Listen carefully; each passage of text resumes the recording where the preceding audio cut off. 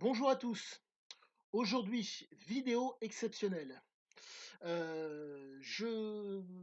par mes nombreuses relectures, 41e lecture actuelle sur Oro, je crois avoir percé le détail.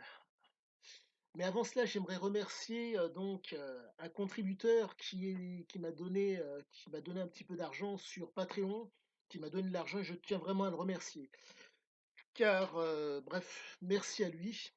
Et vous aurez donc le compte Patreon, le site Patreon en description. Bref, passons. Merci à lui.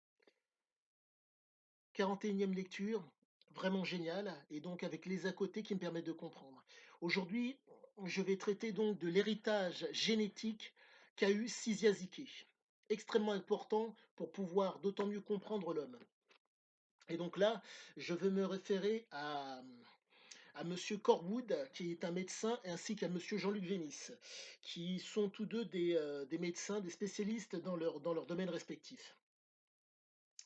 Donc, je vais vous lire un petit texte l'un qui a été fait par Monsieur Corwood et l'autre qui a été fait, enfin, l'un et l'autre, Monsieur Corwood et Monsieur Vénis, y ont participé. Écoutez-moi ça.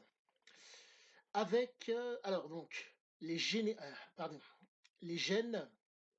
de vulnérabilité. Rencontre avec un environnement spécifique qui peut la développer, la fameuse génétique de vulnérabilité.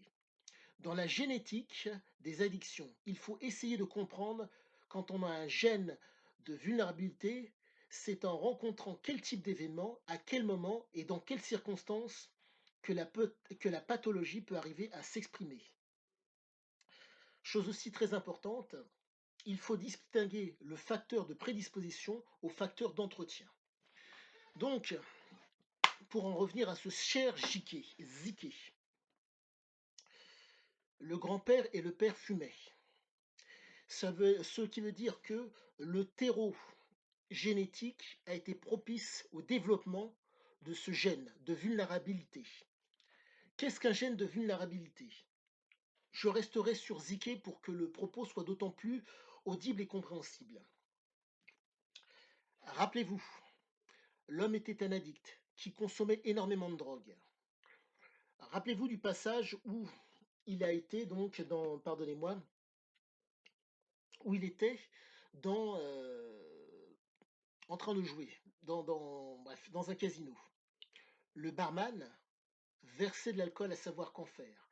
Résultat, compte tenu de sa prise de substances régulière, l'alcool ne faisait aucun effet à Ziki. Et c'est ce qu'on pourrait appeler une vulnérabilité. Il faut comprendre que lorsque vous êtes dans un état, si je puis dire,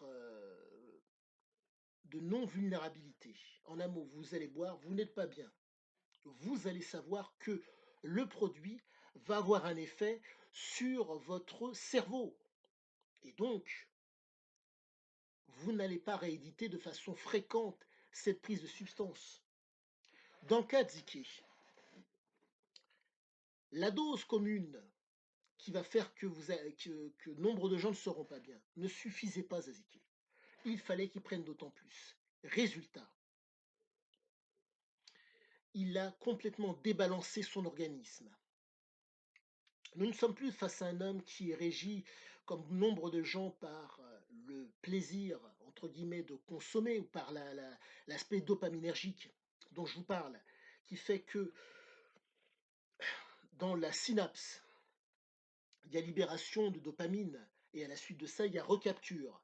Là, dans le cas de Ziké, nous sommes dans un cas pathologique qui fait que il y a constamment dans la synapse de la dopamine. Le mec était gorgé de cam. Et la problématique est la suivante, c'est il fallait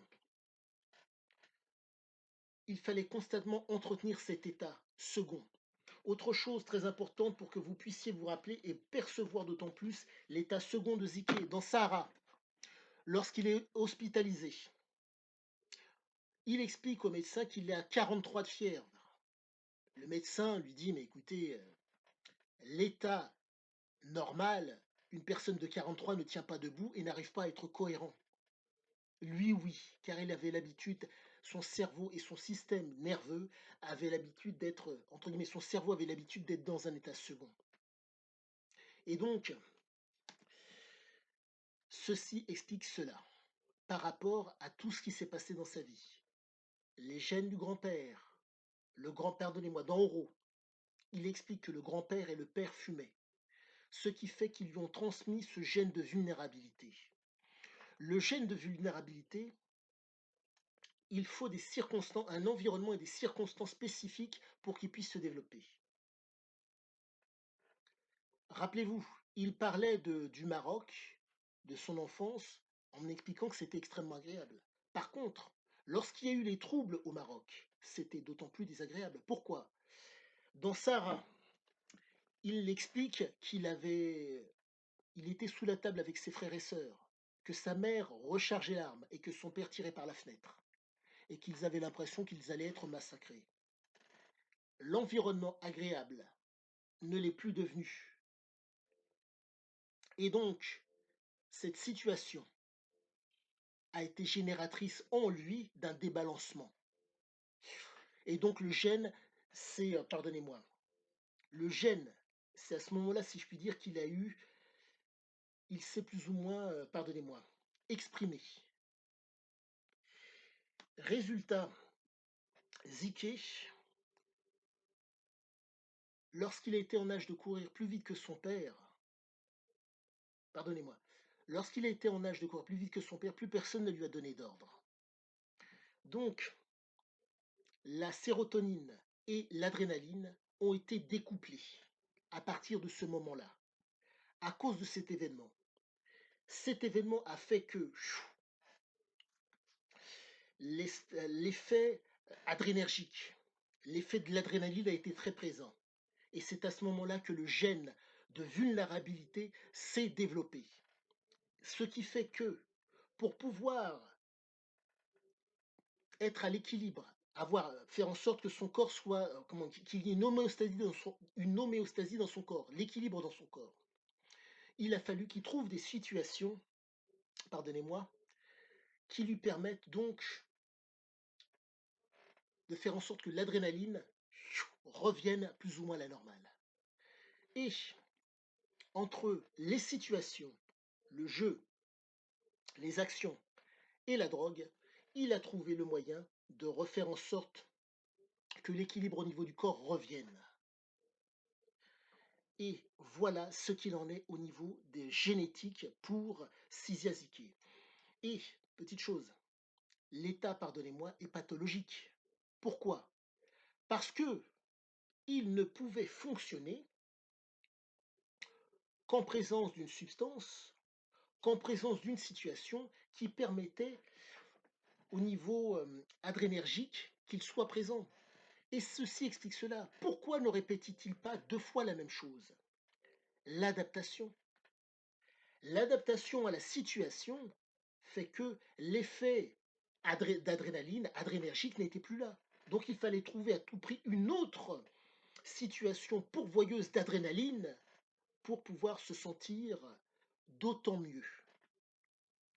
Voilà mon explication sur l'état pathologique de Ziki.